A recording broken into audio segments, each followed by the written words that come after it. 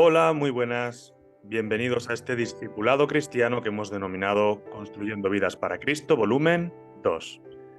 Mi nombre es Sergio Belmonte y voy a ser el encargado de acompañaros a lo largo de este cuarto tema llamado Llamados a perdonar.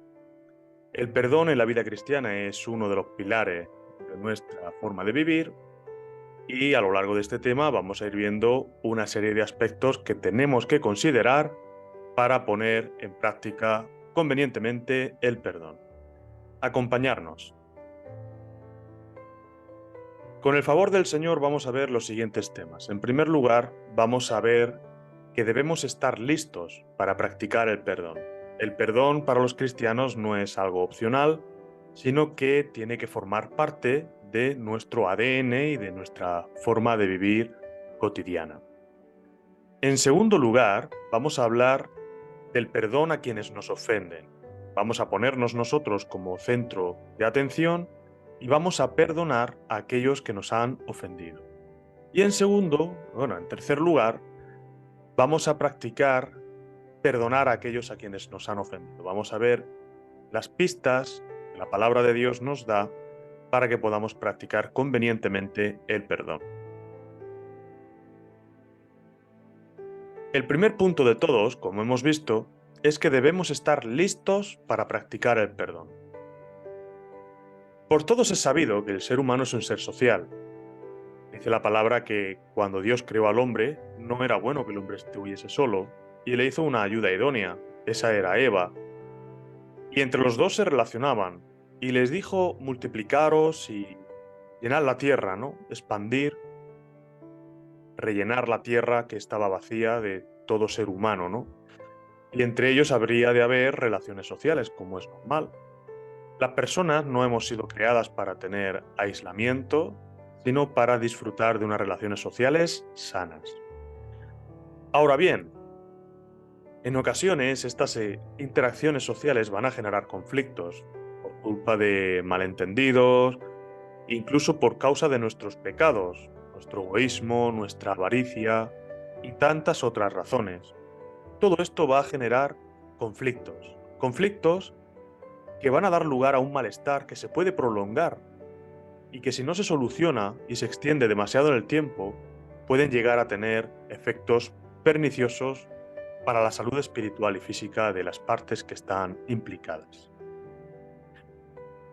Hemos de conocer que el perdón se fundamenta en el amor.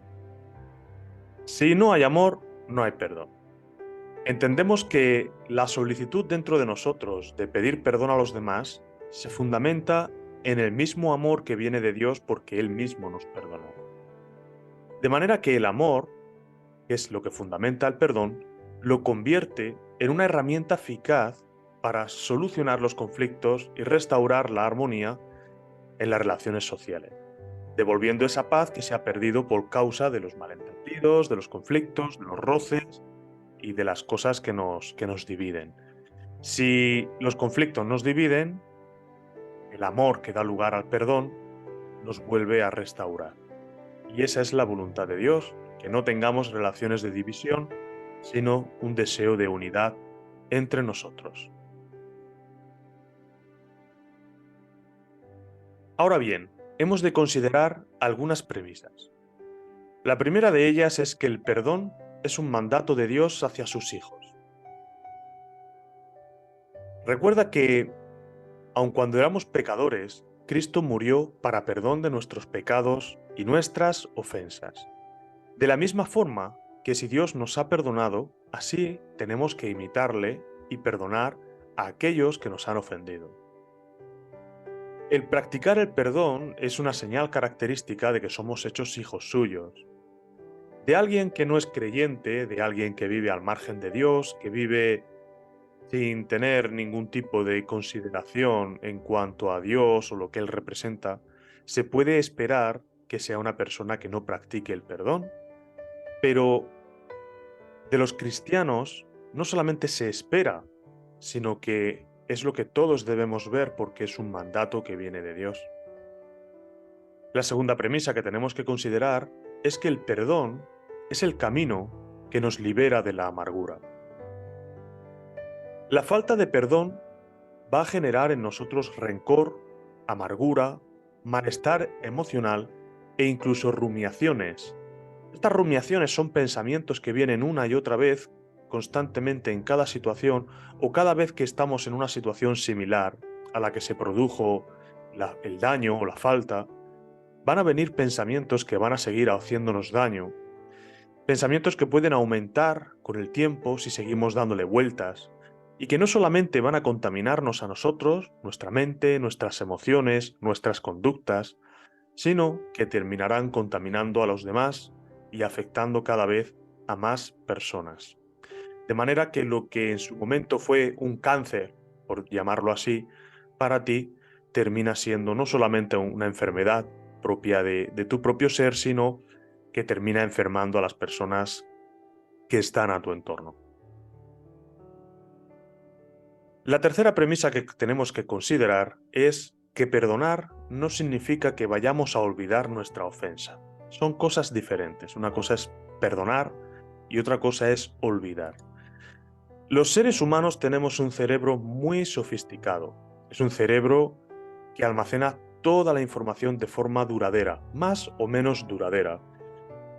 Y no almacena con la misma profundidad todos los recuerdos, toda la información, sino que aquellas vivencias que son banales o son libres de significado o de carga emocional, tienen una huella en nuestro cerebro más pequeña que aquellos recuerdos que se asocian a emociones fuertes.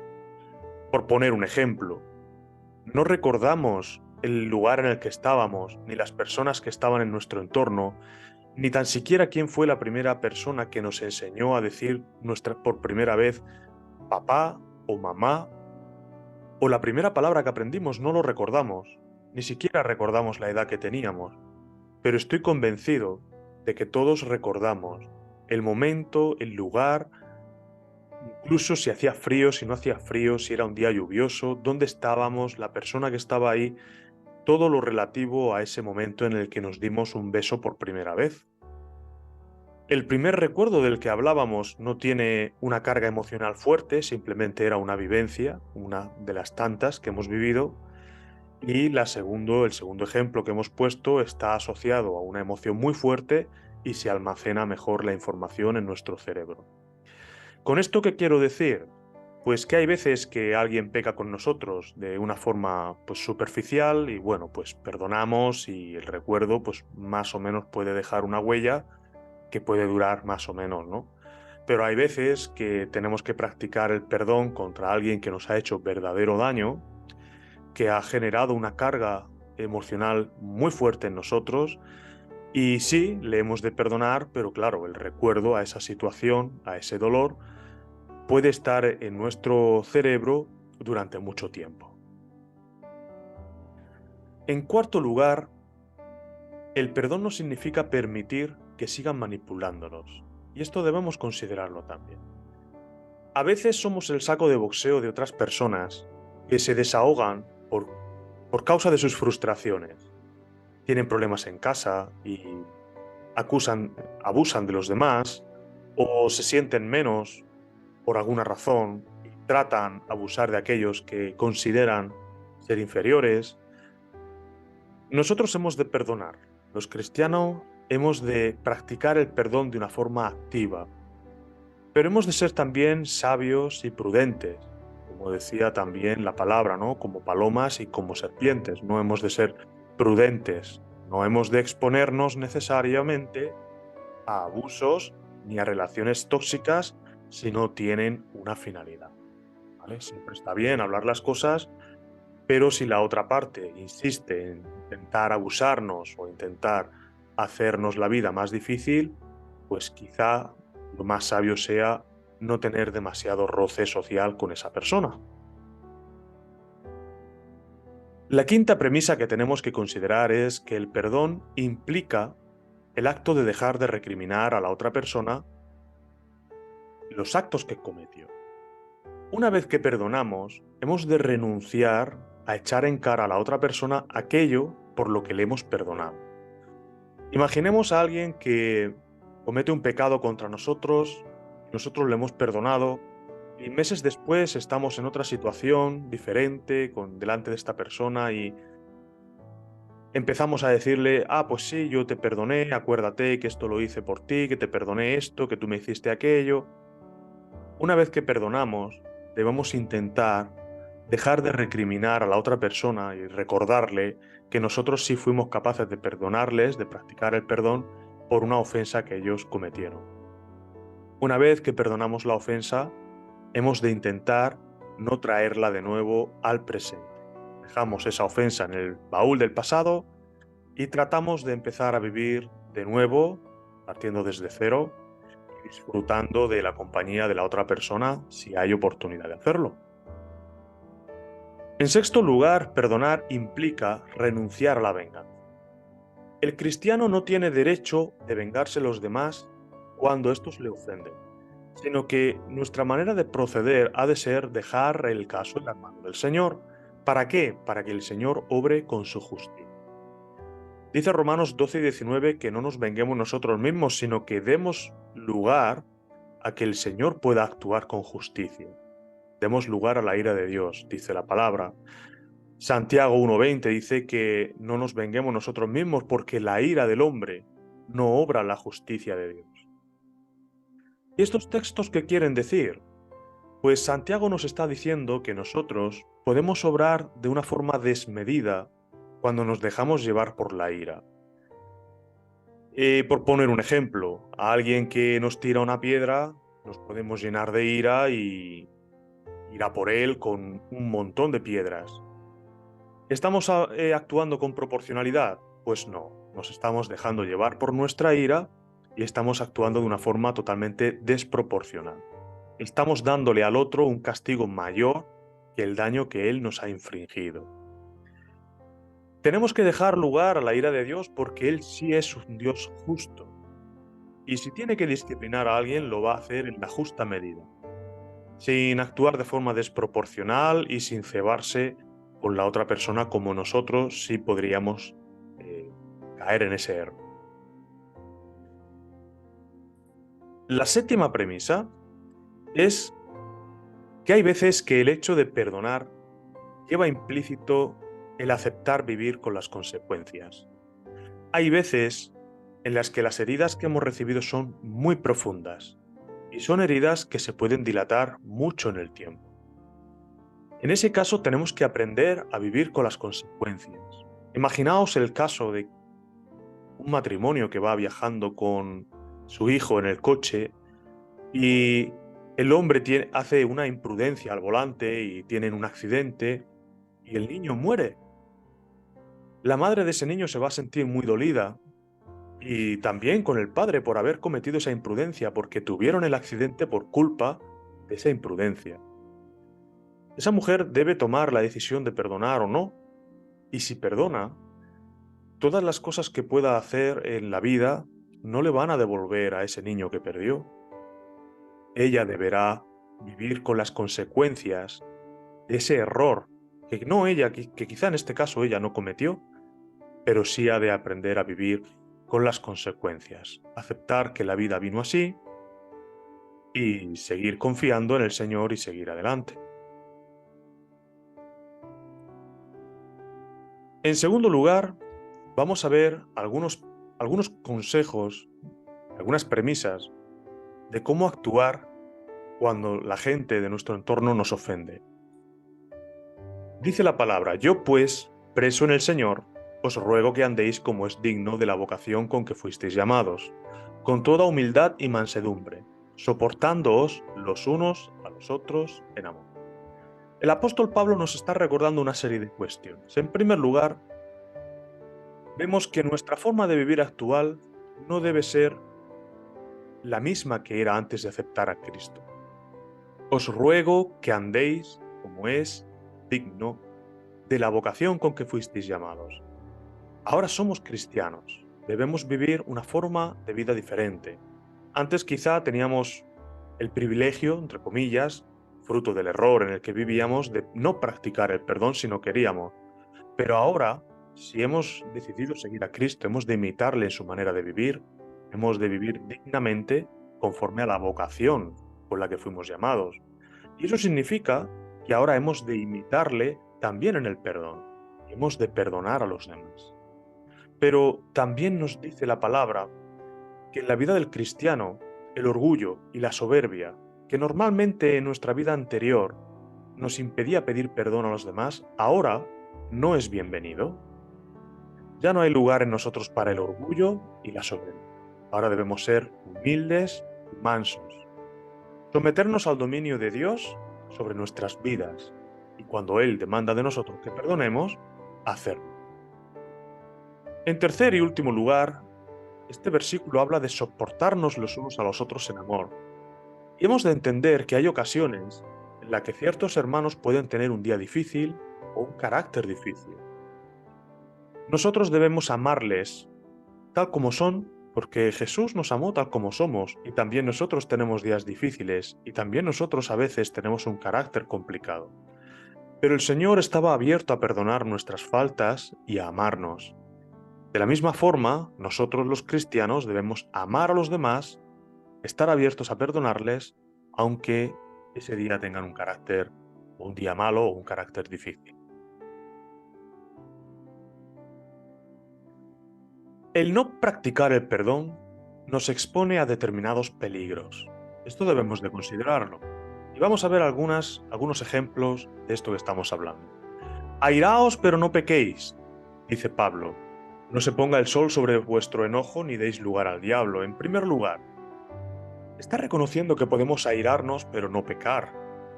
Todas las personas en alguna ocasión podemos sentir enfado por alguna circunstancia.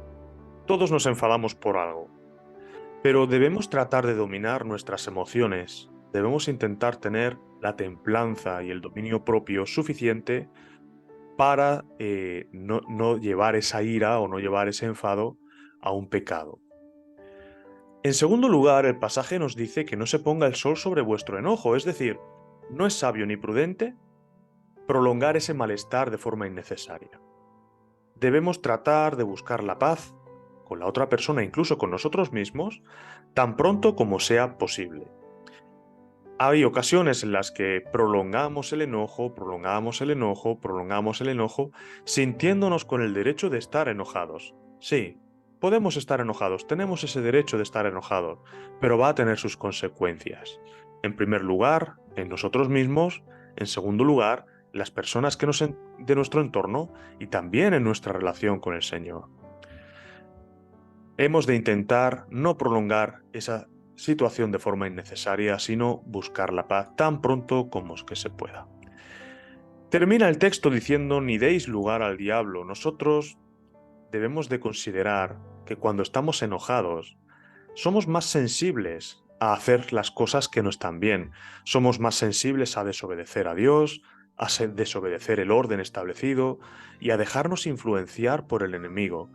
De alguna forma, cuando estamos enojados, es como que todo parece importarnos un poco menos. Dejamos de tener ese dominio propio y empezamos a ceder un poquito a la idea o a la... eh, o podemos dejarnos seducir un poquito más por esa idea de pecar, ¿no?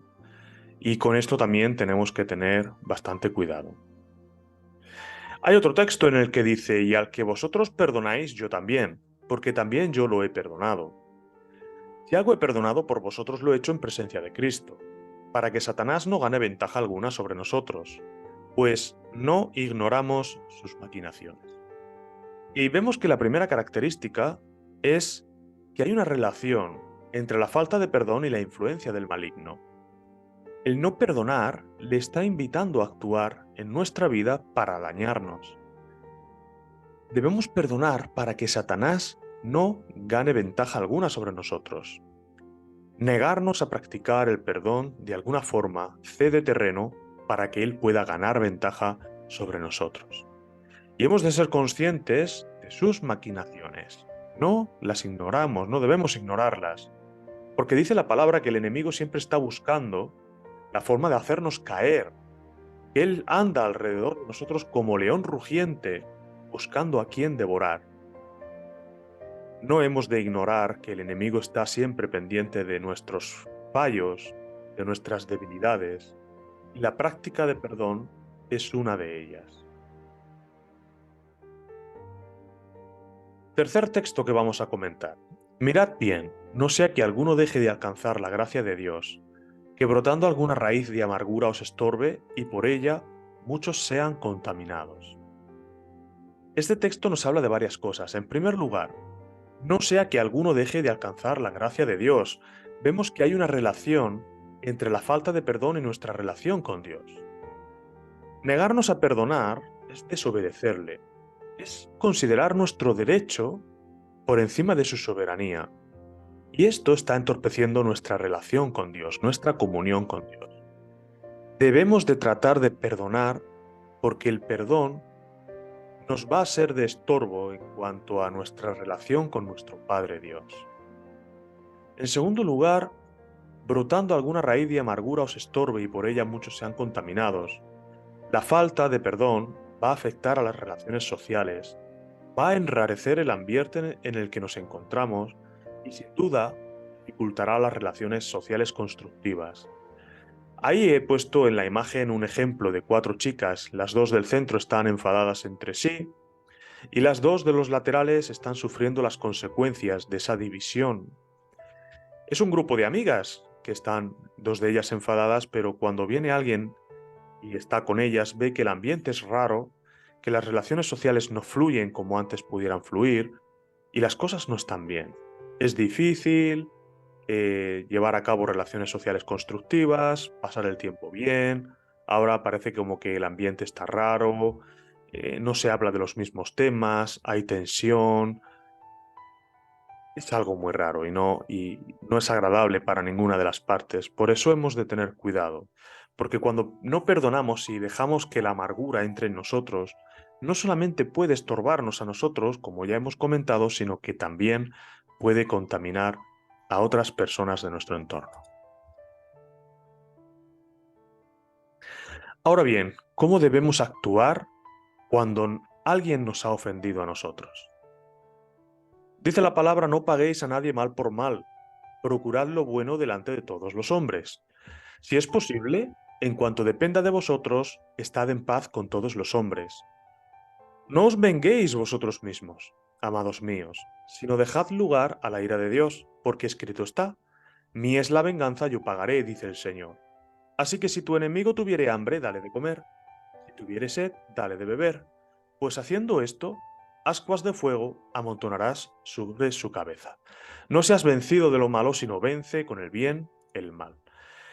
El texto nos está diciendo que debemos intentar hacer el bien a los demás, aunque ellos no lo merezcan o aunque ellos no tengan ningún tipo de intención de apartarse del mal.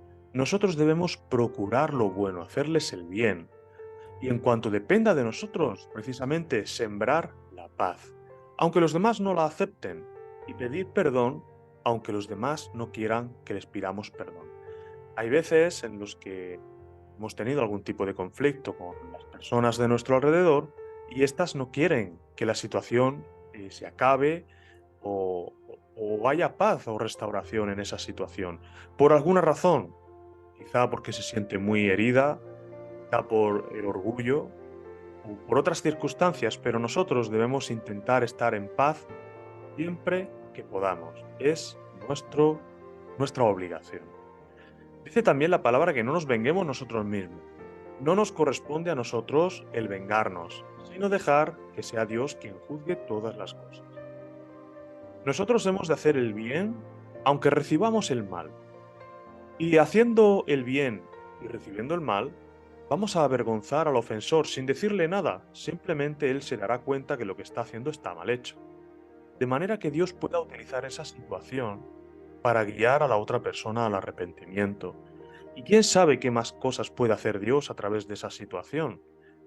Lo que sí es importante ver es que esa situación predispone a la otra persona para que Dios obre en su vida. Y cuando Dios obra en la vida incluso de un incrédulo, siempre va a ser para bien.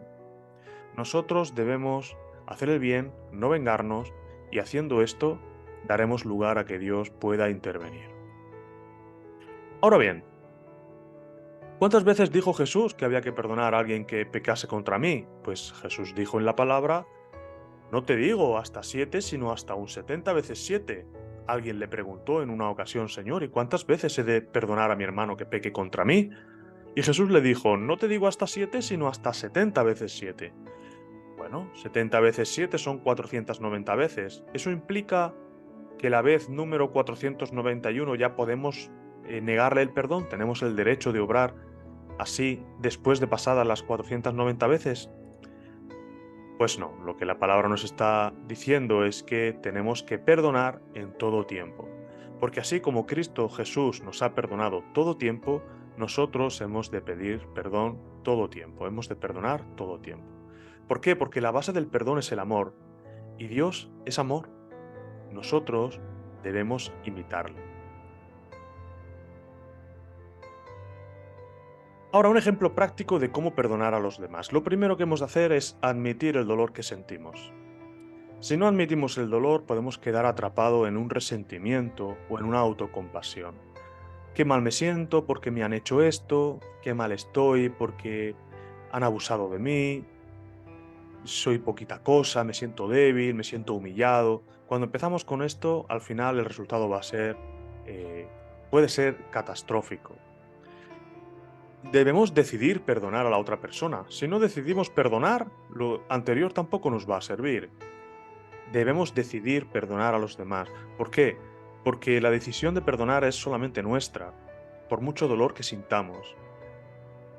Yo no puedo perdonar al otro porque el otro me insista, yo tengo que decidir perdonar yo. Recordar que Dios me perdonó a mí y poner en práctica ese perdón. En tercer lugar, he de orar a Dios y pedirle perdón al otro. Puede que nunca veas a la otra persona por alguna circunstancia. No obstante, incluso si está en la distancia, podemos perdonarla. Y si te resulta difícil practicar el perdón, podemos pedirle al Señor en oración que nos ayude con esta dificultad. Seguro que Dios nos va a dar las herramientas necesarias para obedecerle, para vivir según su voluntad. En cuarto lugar, no sigas recriminando al prójimo. Saca los trapos sucios de tu mente y no los vuelvas a utilizar. Porque sacar los trapos sucios en una situación donde ya practicaste el perdón va a estropear los avances que ya realizaste. En quinto lugar, perdona, pero no, aunque no olvides, pero debes perdonar. Rehúsa recordar las cosas malas que ya perdonaste y ahora centra tus pensamientos en las cosas buenas que te trajo el perdón. Deja de vivir en el pasado y empieza a disfrutar de las cosas buenas que puedes compartir con la otra persona en el presente. Y en sexto y último lugar, deja al otro en las manos de Dios. Haz la parte que te corresponde a ti y deja lo demás en las manos del Señor, mientras que tú permaneces haciendo el bien a la otra persona siempre que tengas ocasión. En tercer lugar, vamos a ver cómo pedimos perdón a las personas que ofendemos. Ahora hemos sido nosotros los que hemos hecho el daño, vamos a ver cómo hemos de pedir perdón a los demás. Tres conductas típicas que se observan cuando hemos ofendido a alguien. La primera conducta típica es que no hay arrepentimiento, pero dejamos que las cosas vuelvan a su calma con el tiempo. No hacemos nada y esperamos que las cosas vuelvan a la calma con el tiempo. La persona que ha pecado contra el otro no siente la causa ofendida, no siente que haya cometido ningún pecado y simplemente deja que pase el tiempo hasta que las aguas vuelvan a su cauce. En segundo lugar, es el caso de alguien que tiene un arrepentimiento interno, pero es incapaz de pedir perdón por medio de la boca, pero aún así, por medio de su propio lenguaje corporal, puede expresar ese arrepentimiento. Una mirada, un abrazo u otros gestos afectivos pueden manifestar lo que uno siente, que uno se siente arrepentido por algo que ha podido hacer y puede iniciar ese proceso de restauración entre ambos. Ahí vemos, hay un pasaje que dice: entonces vuelto el Señor miró a Pedro, y Pedro se acordó de la palabra del Señor que le había dicho: antes que el gallo cante me negarás 3 veces. Y Pedro saliendo fuera lloró amargamente. Bastó una mirada del Señor para comunicar todo lo que sentía todo lo que estaba sucediendo, con una mirada fue suficiente. Puedes estar en la ocasión en la que alguien haya cometido un pecado contra ti, no sea capaz de exteriorizar con palabras lo que siente, pero quizá un abrazo, una mirada u otro tipo de gestos afectivos puedan iniciar ese proceso de restauración que ambos necesitamos. En tercer lugar, un arrepentimiento interno y un perdón expresado de forma verbal. Hay una confesión de pecado, hay un arrepentimiento sincero y hay un acercamiento entre ambas partes por causa de ese perdón sincero. Ahora bien, ¿cuál es la forma correcta? La 2 y la 3 serían correctas. Cuando hay un arrepentimiento sincero, un arrepentimiento interno, y hay un acercamiento, bien sea con palabras o bien sea con otras formas de expresión eh, lingüística, eh, esa es la forma correcta de acercarse para iniciar ese proceso de perdón barra restauración entre ambos. Lo que no es correcto, lo que no va a dar lugar a ese arrepentimiento es dejar que las cosas sigan su cauce, porque ahí habrá una falta de perdón evidente. Ahora, las consecuencias de no pedir perdón. Si alguno dice yo amo a Dios y aborrece a su hermano, es mentiroso, pues el que no ama a su hermano a quien ha visto, ¿cómo puede amar a Dios a quien no ha visto? Esto es lo que dice 1 Juan 4:20. Ahora bien, no pedir perdón a la persona ofendida va en contra del amor de Dios hacia el prójimo que hemos herido. No amar al prójimo es sinónimo de aborrecerle, y esto es sinónimo de ser mentirosos, porque si decimos amar a Dios pero aborrecemos al hermano, en realidad estamos mintiendo. Si Dios es amor, hemos de amar a Él, pero amar también al prójimo. Los cristianos somos parte del cuerpo de Cristo, no podemos aborrecernos los unos a los otros. De la misma forma que mi mano derecha no aborrece a mi pie, ni mi pie aborrece a mi mano. Si esto fuese así, algo en mi cuerpo no estaría bien. Pues igual con el cuerpo de Cristo, hemos de practicar el perdón, hemos de amarnos y no ser mentirosos. Dice la palabra, por tanto, si traes tu ofrenda al altar y allí te encuentras de que tu hermano tiene algo contra ti, deja allí tu ofrenda delante del altar y anda, reconcíliate primero con tu hermano, y entonces ven y presenta tu ofrenda. Ponte de acuerdo con tu adversario pronto, entre tanto que estás con él en el camino. No sea que el adversario te entregue al juez, el juez al alguacil, y seas echado a la cárcel. Es necesario que la petición de perdón sea activa, que no esperemos a que el otro venga a pedirnos perdón. Si sabemos que hay una persona que tiene algo contra nosotros, hemos de ir nosotros a pedirle perdón o a hablar con él, hermano. Noto que hay algo entre nosotros. ¿Qué pasó? Ponte de acuerdo con tu adversario pronto. Las consecuencias de no pedir perdón pueden ser severas, porque puede estropear nuestra relación con Dios por muy recto que creamos que estamos obrando. Debemos tratar de buscar solución al conflicto lo más pronto posible. Ahora, acordémonos también que el haber pecado contra otra persona puede generar en la otra persona malos pensamientos, malas emociones, conductas o incluso actitudes. Y esto puede estar exponiendo a la otra persona a esa raíz de amargura de la que hablábamos y puede estar contaminándole y puede tener consecuencias desagradables para él también incluso. Nosotros podemos estar libres de esa carga, pero pensemos también en el otro porque puede ser que estemos causándole un malestar. Hemos de tener cuidado con estas cosas también. Un detalle a tener en cuenta. Aquella persona confesará el pecado que cometió y compensará enteramente el daño, y añadirá sobre ello la quinta parte, y lo dará a aquel contra quien pecó.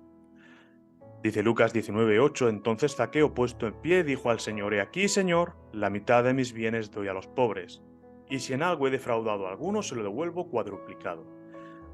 El detalle es que existen casos en que para la correcta restitución de un pecado necesitamos hacer una compensación por ese daño ocasionado a la otra persona. No me preguntes la forma en la que debes compensar a la otra persona, deberás buscar la forma de compensarle. Quizá un día puedes invitarla a comer a casa, quizá puedes ofrecerte para ayudarle a hacer algo que él necesite y un largo etc. Eso deberás buscar tú, en qué puedes tú ayudar a esa persona o en qué te puedes ofrecer para compensar el daño que hiciste. pero lo que está claro es que de alguna forma debemos de tratar y compensar nuestros errores a los hermanos. Un ejemplo práctico para pedir perdón. Primero, prepárate para la reconciliación. Sé honesto, admite tu falta, el error que cometiste contra la otra persona. En segundo lugar, pide perdón a Dios por la falta que has cometido, antes de ir al prójimo.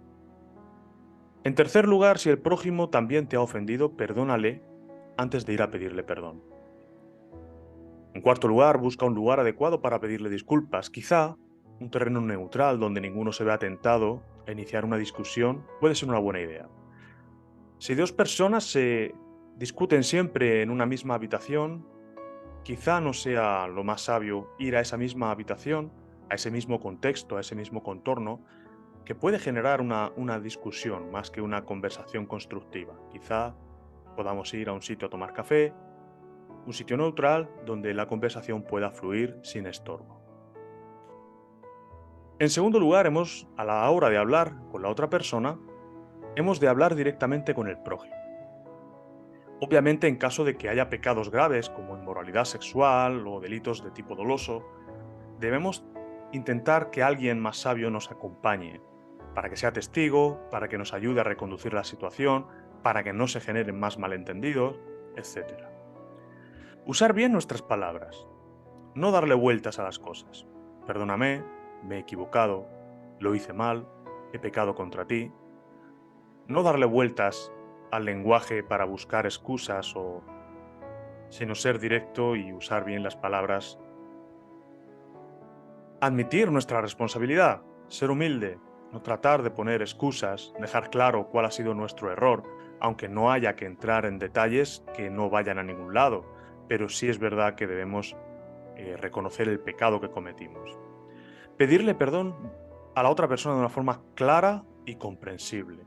En caso de que no podamos hacerlo, porque la persona no esté aquí, en este país o en este continente incluso, o haya fallecido, podemos escribir una carta en la que pedimos perdón, solo cuando no sea posible hacerlo de la otra forma. Y si es posible, como hemos comentado antes, restituir el daño que hemos hecho al prójimo. Bien, pues hemos llegado al final de este tema. Hemos hablado un poquito de nuestra necesidad de pedir perdón, cómo perdonamos a aquellos que nos han ofendido y cómo hemos de pedir perdón a aquellos a quienes nosotros mismos hemos ofendido. Pongamos en práctica esto, es muy importante porque nos va a servir para restaurar las relaciones sociales que hemos estropeado. Va a ser del agrado de Dios y sin lugar a dudas va a dar lugar a que la bendición del cielo venga sobre todos y cada uno de nosotros. Ese es el deseo del Señor y es también nuestro deseo, antes de terminar el tema, pedirle al Señor que siga bendiciendo a su pueblo y que con su favor la semana siguiente nos podamos ver aquí. Un abrazo muy fuerte y que el Señor os bendiga.